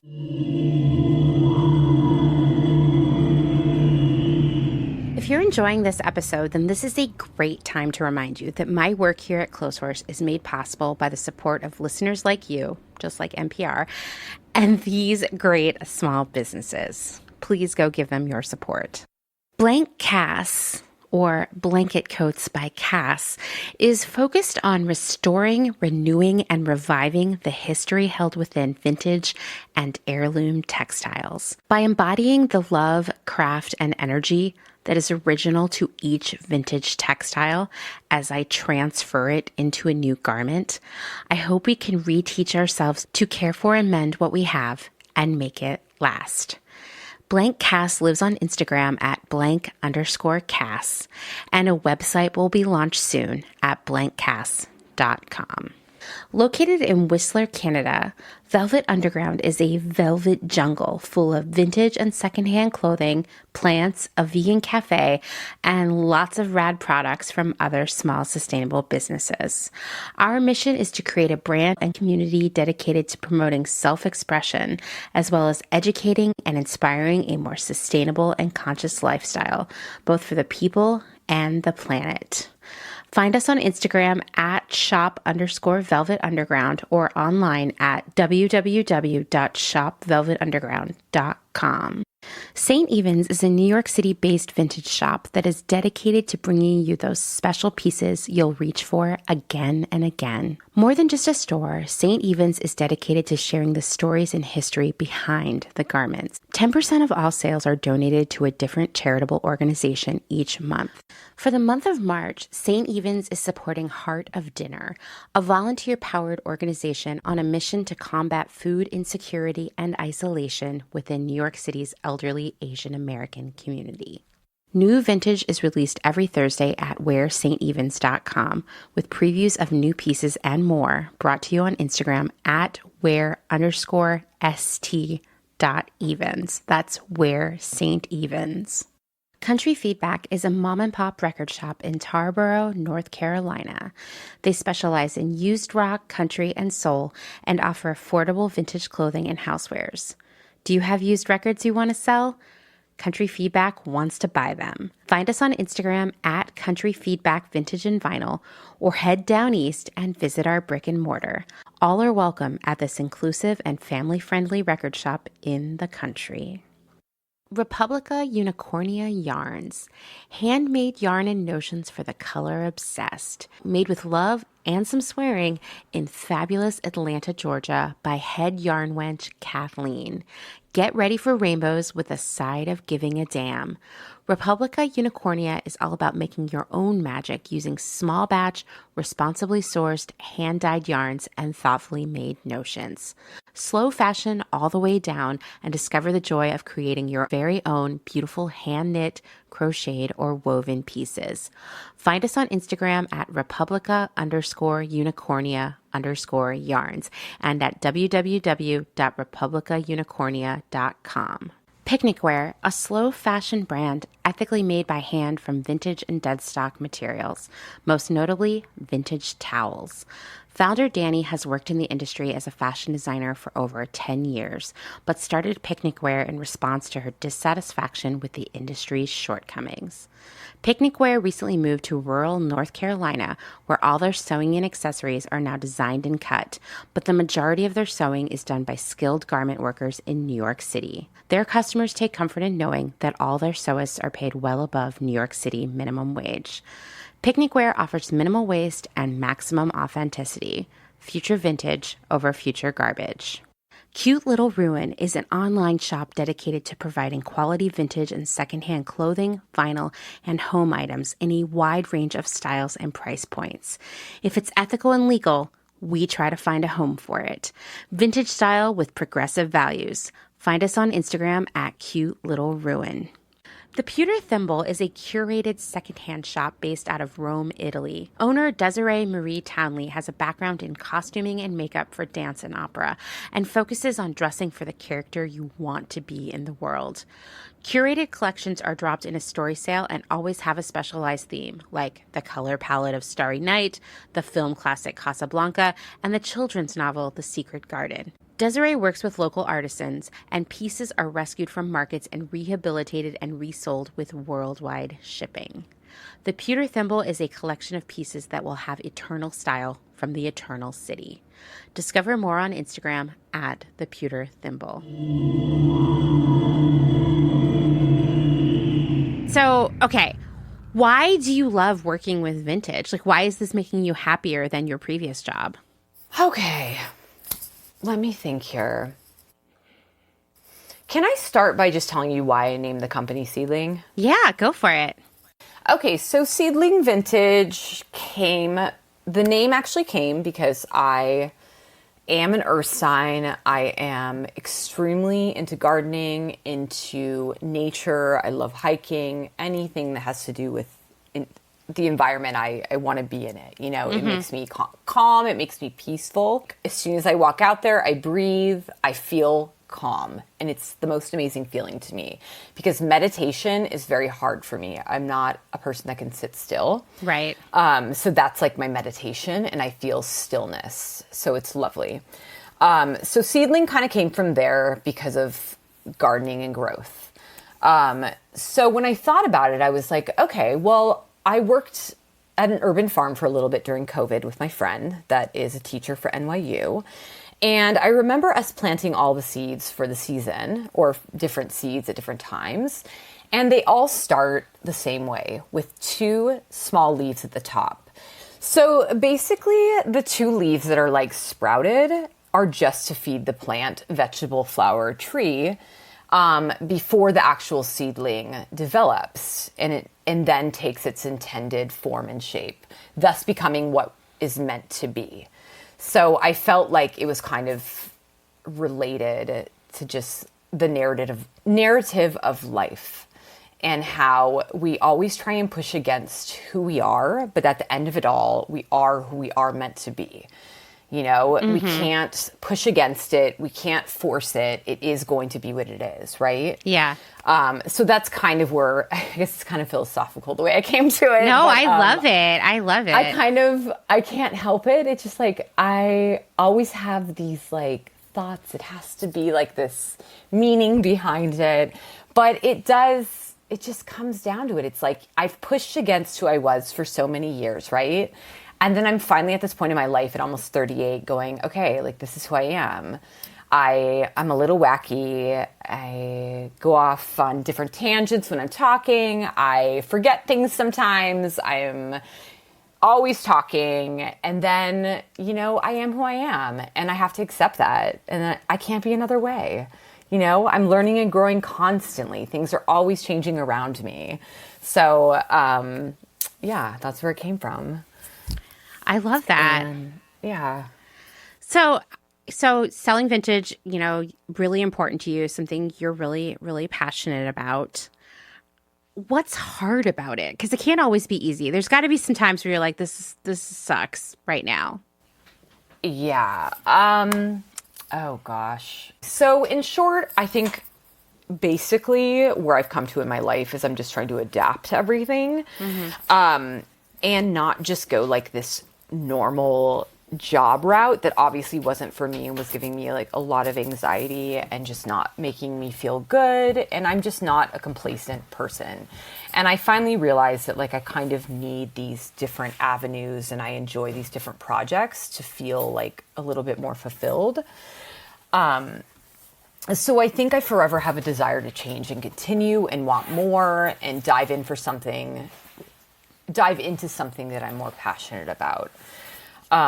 Because I'm a fully invested person, when I get into something, I just want to keep growing and going with it.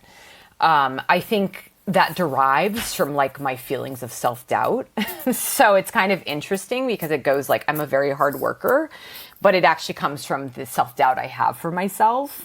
So it's this push and pull that I have, which I don't want to have the self-doubt, but it does lead me to really interesting places. Interesting. And I have also noticed like this, I've kind of come to this conclusion about creatives, that there's like these two types of creatives. And I mean, this is only my conclusion. Obviously, everyone has their own, vision on this. This is what I've come to, is that there's like these creatives that have self-doubt and need to prove to themselves that they can do something, and people that have self-doubt and are worried to plunge into the unknown. So for me, I'm the first. I'm the person that plunges into the pool head first and just goes for it, because I need to prove to myself that my self-doubt is just my self-doubt. It's not real. You know what I mean? Yeah. And, creative can be hard because a lot of people, that's what happens. You're always like, is it okay? Does it feel all right? Am I doing okay? Does it look good? Am I comparing myself to other people too much? Because that's the problem with social media. It's like, it's hard. You feel like you're seeing the best of everything, and it's because it's all curated. And I definitely do the same thing to my stuff. I put the best of my pictures up, I do the same thing. But there's so much self-doubt. And sometimes I try and post like outtakes from silly stuff, because I'll have like the craziest faces, or just like, it'll take me like 20 shots to get like one decent shot of the outfit because I'm out of control, moving around and just being wild. So yeah, I think self-doubt has definitely been like my worst enemy and greatest motivator when it comes to this. Oh gosh, I hear you. I think that's so many creatives, right? Mm-hmm. Yeah. So, okay. I know we touched on this. I just wanted to talk about it a little bit more. We talked about this myth that we're running out of secondhand clothing. Yes, not running out. Not running out. And you were telling me you've actually seen the impact of the excess secondhand clothing in Bolivia. Oh my gosh. So yes. So my husband and I got married in 2014, I believe. We moved to Bolivia till 2017. And so there is one of like the biggest open air markets for, I guess, just secondhand clothing or secondhand items, actually, not just clothing. It's like literally everything under the sun you can find there. And it's called, Feria de El Alto, which is like, so we lived in La Paz, Bolivia, and El Alto is like a little bit higher up. It's like the plateau before you hit the mountains. Mm-hmm. So I'd go up there and I would buy clothes for my son. A lot of those, which I hoarded for when he gets older. So he's wearing them now. But it's funny because the U.S. actually sends a lot of stuff down there. So that just shows how much extra we have of everything.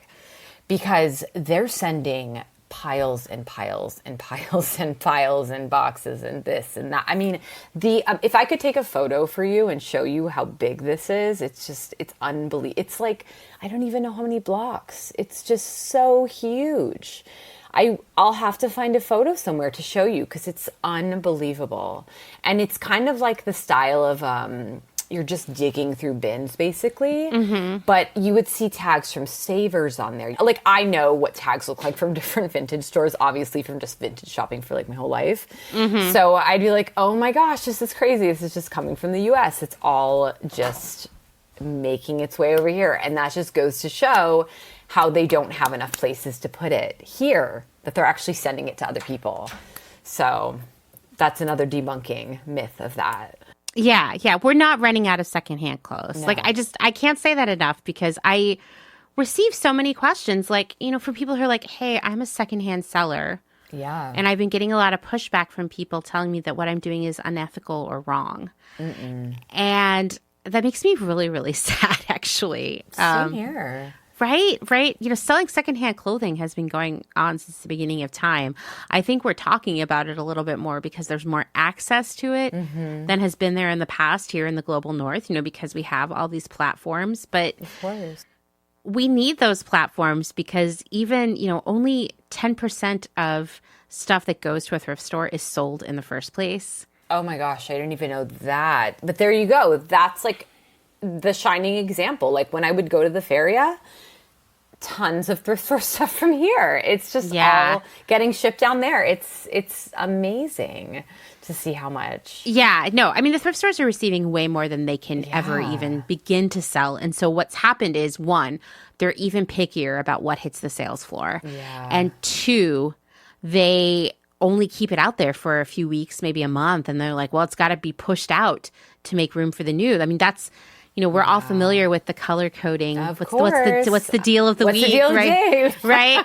It's not. They're not doing that just because it's like a super fun thing to have as a customer. I mean, though it is fun, you're like, you got to find the blue tags, right? But it's actually because they use those tickets as those colored tags as sort of like markers, a reminder of like, that stuff came in the first week of the month. It's time for all the stuff that came in at that period, the stuff with the blue tags, to be half off, and Exactly. And then in a week, we're going to pull it all off the floor because there's going to be new blue tags coming in. And that's the stuff they probably send to South America. The stuff they're pulling off for the floor. sure. They're for sure. packing it up and sending it. I've seen the boxes. I've walked into a shoe store at the feria that they have a box of shoes they received from the United States, and they're selling them. Yeah. So it's there. Yeah, there's so much. And I first off, I guess I just feel like we all need to be there and counteract these bad faith arguments against resell, against getting more people to shop secondhand. I don't even understand how anybody can feel okay saying that out loud. I know. It's really sad to me. Like, I just don't understand why that would be something you would feel bad about. Like, you should never feel guilty about reusing something or trying to, do something better. Or just, if it makes you feel good, I'm not saying, if it makes you feel good doing that, why do you have to listen to everyone's opinion about what you're doing? It's a hard world, right? I think that in the social media landscape that we live in now, we experience other people's opinions more often than we have ever in the history of humanity. Oh my gosh, yes. Right? Like before, someone would have had to go to the effort of writing you a letter. Oh my God, or a note. Passing notes exactly. in high school. Exactly. And even then, the number of opinions that you would be subject to in any given day would be significantly smaller because they could only come from people who personally had contact with you in real life. Yes. Right? Oh my gosh. So true. The bad faith argument out there is that if we all go secondhand shop, then we're taking clothing away from poor people. I first off, I hate this feeling that no, really my bad attitude about secondhand shopping is no, it's actually I'm trying to protect these poor people out there, right? I'm doing a public service. But like we said, there's way more clothes than can even go around that everybody, regardless of income level, will have plenty of access to plenty of secondhand clothing. And we need to stop scapegoating resellers or secondhand shoppers for our frustration of going to the store and not finding what we want right away. Because we never did. We never went to the store and found exactly what we wanted in one trip. Well, ever. Also, don't expect perfection. Just stop expecting everything to be this little cute box that everything's going to be wrapped in. It's there's so much complication and there's so much that goes into all of this. I guess I'm kind of tying this into just being a reseller. There is so much going into it. I mean, the people don't realize that, like, I actually sell things at a pretty low price point. I was talking actually to a friend yesterday, and they're like, well, for what you do and like the pictures you take, it seems like you're selling at a really low price point. But I'm like, you know what? But I feel like it's okay. Like, I don't want to sell for higher, but I get what you're saying. But, you know, I guess that's my own moral decision. But, you know, I do see people that do sell for a lot sometimes. And I'm like, whoa, this is quite a bit. But, you know, it's everyone. I get it. Like, some people have these amazing pieces and I get that. But then it makes me feel like it's just heading back to that same realm of consumerism where you're like, who has the most money to buy this thing? You know? And that, I don't know, that's a little bit hard for me because I only have a few like really high priced items and everything else is pretty affordable. So that's just my own, you know, conscious, I guess. But I mean, definitely. I also think like what is affordable is a relative term too, because people might look at your shop and be like, what? I could buy something new for Forever 21 for less than that. And you're like, totally true. Touche, you could. That's not the point. Yeah. That's actually that's another subject too. It is so true. Like the work that I put into things, it's just me and my husband. Right. You know? And you're working, like your time has value. Too. And I have a son, you know, it's not like I'm just doing this and it's just really, really easy. Like, no, I'm making sure things don't smell like someone's basement from 70 years ago. You know, I'm making sure things are clean. And sometimes I don't get all the stains out because I can't have all the time. But, you know, I am doing my best. You know, I'm mending things. I'm trying to make sure I'm giving discounts on anything that does have issues with it, you know, because I feel like people can and should start doing things themselves, because I think we live in this world where you and I probably didn't grow up in it as much, that like younger people don't realize that like you can do things for yourself.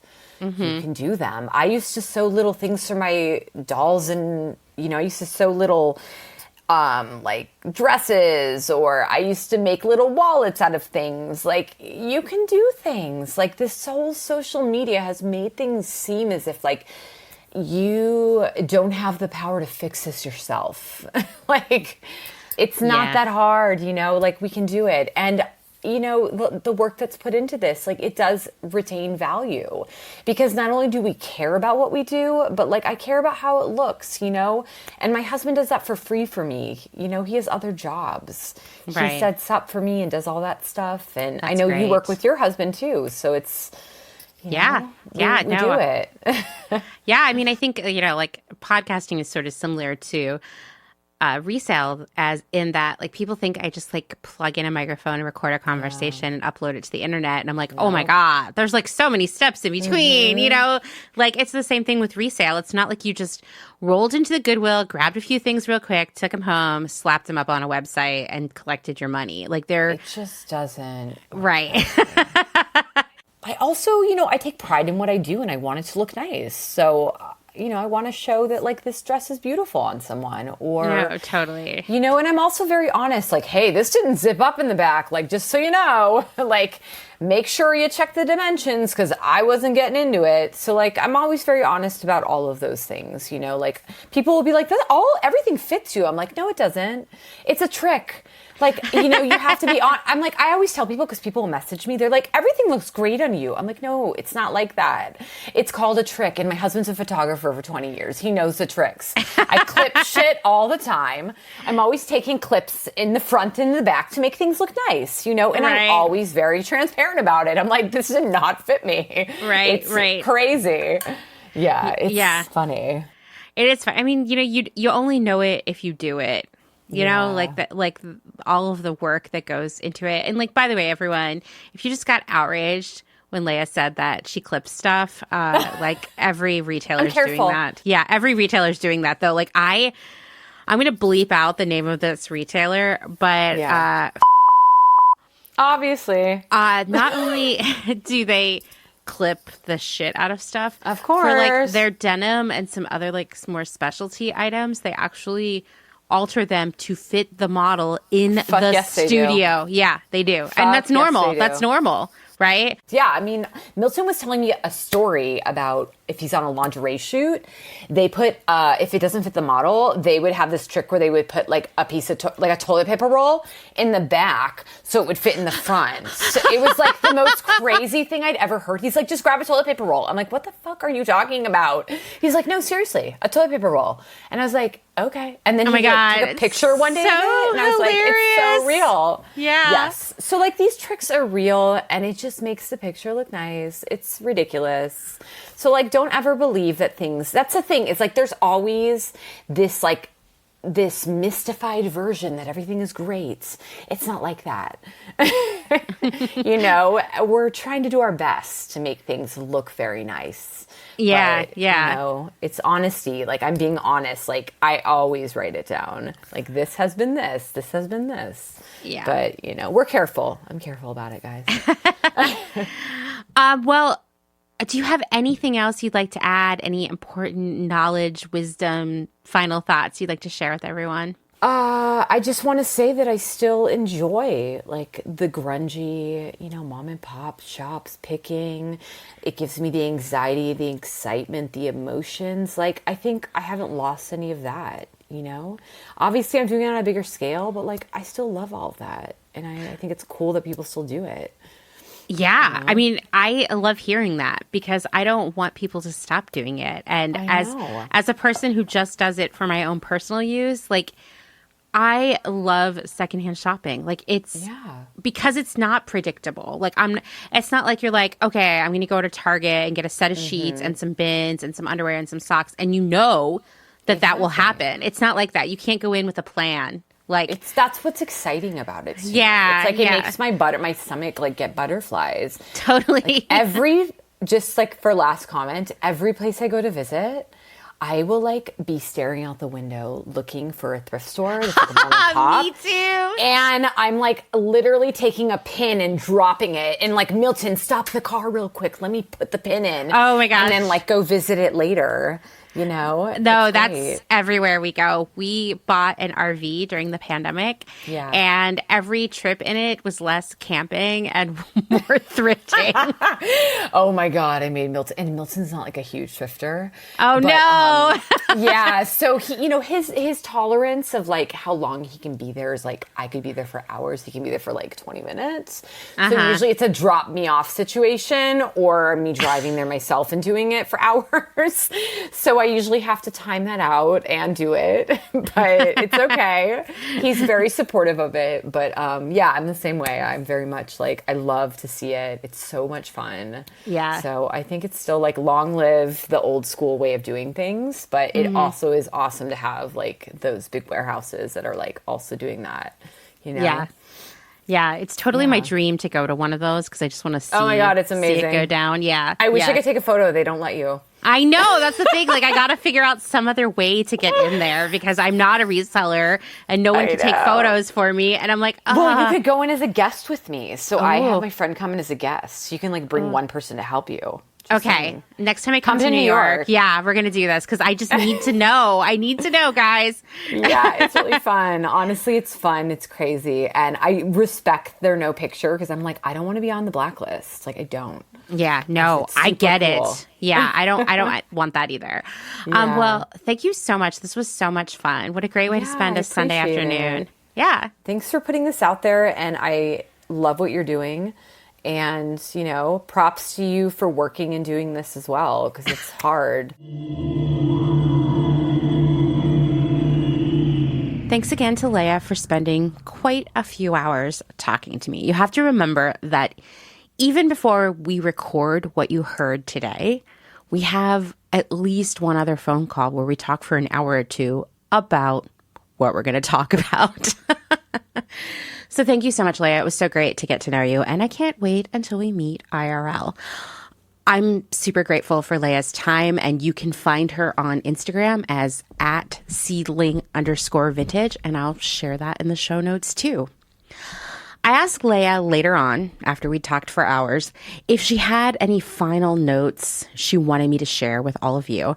And she asked me to remind all of you that it's so important to teach young children now about how there are already plenty of clothes on this earth. We don't need to contribute to overproduction and waste. She said, quote, less is more with kids. They grow quickly, and if they don't ever go shopping, it doesn't become a part of their mentality to think it's so normal to have to get new clothes before each school year, etc. And you know what? I can totally agree with this. I think we're sold this idea that to be good parents, aunties, uncles, godparents, etc., we should shower kids with stuff. And new stuff is kind of addictive, right? I speak from experience. I spend so much time, usually while I'm doing laundry or other household chores, which there are always a lot of those to do.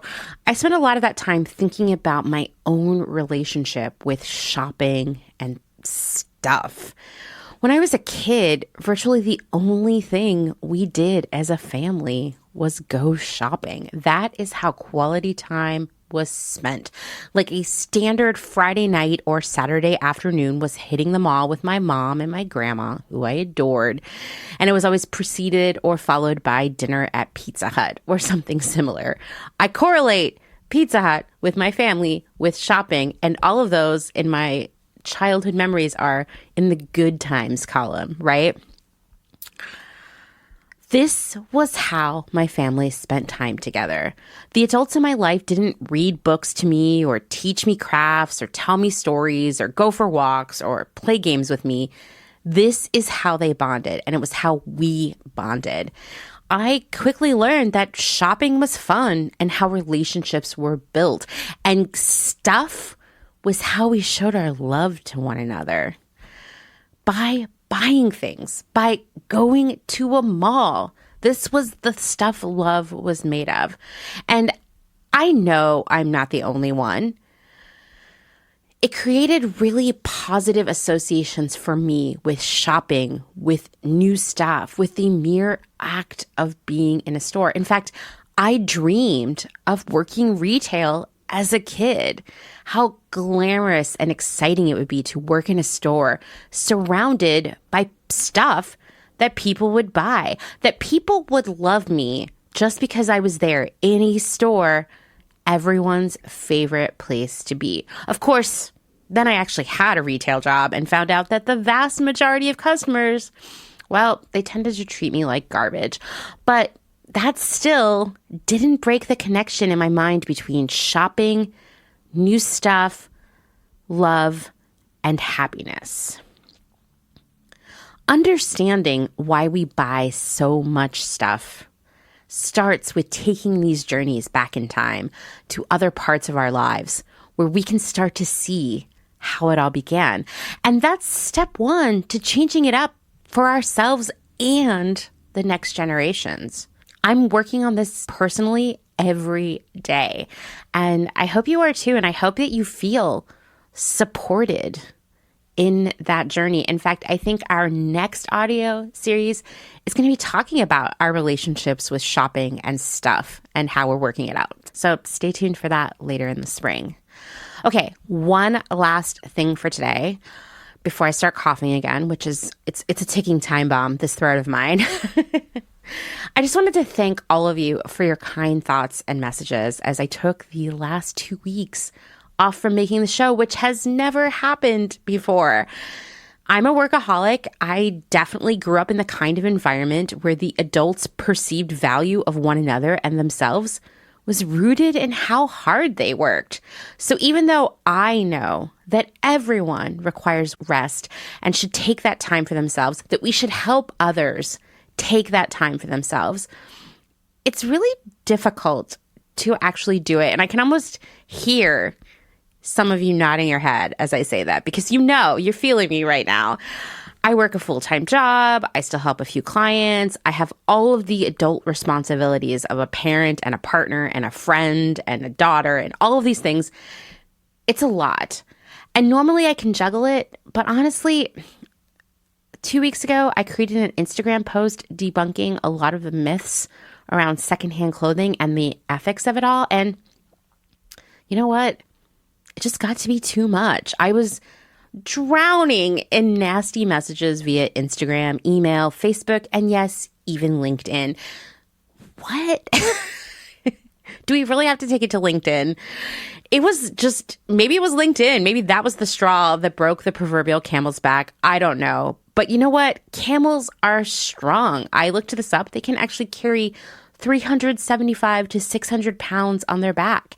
And you know what? I am very strong. I have been through some shit. I know how hard life can be. And you know what? I can handle a lot. Working on Clotheshorse has tested me at times. You know what? I'm not looking to be famous or even known by a lot of people. In fact, even the idea of being popular is really painful for me, really scary. It's a really uncomfortable place for someone like me who's experienced a lot of trauma in the past. Every time I post about vegan leather being plastic, a very straightforward, clear fact here, I am drowned in threats and nasty messages. Last year, some people who I assume are vegans found my phone number online, like my personal phone number, and were sending me creepy, threatening texts. And you know what? That was a big, scary lesson for me. And it forced me to start thinking about things that I'd never thought about before. But it also didn't silence me, nor will it silence me. The same goes for talking about anything else I discuss around here. I don't take these subjects lightly. I don't say things arbitrarily without a lot of research and consideration. I am an overthinker. I stand by what I do here because none of it is impulsive. And trust me, this whole thing is a learning experience because I'm a fearful person. So my first impulse in any remotely scary, threatening situation is to immediately vacate, just get out of there. But I stand by what I do here. This is my place. You're invited here. I'm glad to have you here. I'm going to learn how to be strong when the dark corners of the internet jump out in front of me because this is important to me. And I know it's important to you. I heard from all of you in the last few weeks that my work is meaningful and has made you think about things and have conversations with others and make changes. And I don't want to stop doing that just because somebody decided to be a jerk on the internet one day. That said, I got to stay strong. I got to keep up the hard work. I need to give myself a break sometimes. And I'm going to continue to do that more. This is not easy for me. But you know what? I want to go on RV adventures with Dustin. I want to see all of my loved ones that I haven't seen since the beginning of this pandemic. I want to travel. I want to rest. I want to meet new people in our new home. I want to live life. But I also want to keep up the work I'm doing here with Clotheshorse. When I say that working on Clotheshorse is the best thing that has ever happened to me, that's not hyperbole. It has given me meaning and a sense of purpose that I never had before. And meeting all of you, hearing your stories, learning from you, that is one of the best gifts I've ever been given. So I'm going to get better at taking a break. Thank you for listening, spending time with me, and boosting me when I need it. I'm so grateful to have you here. Thanks for listening to another episode of Clotheshorse. If you like what you're hearing, please rate and review on Apple Podcasts. If you want to support the work I'm doing here, you can find out more at patreon.com/clotheshorsepodcast. Thanks, as always, to my other half, Dustin Travis White, who was up all night coughing, but still managed to mix this episode for us. Bye.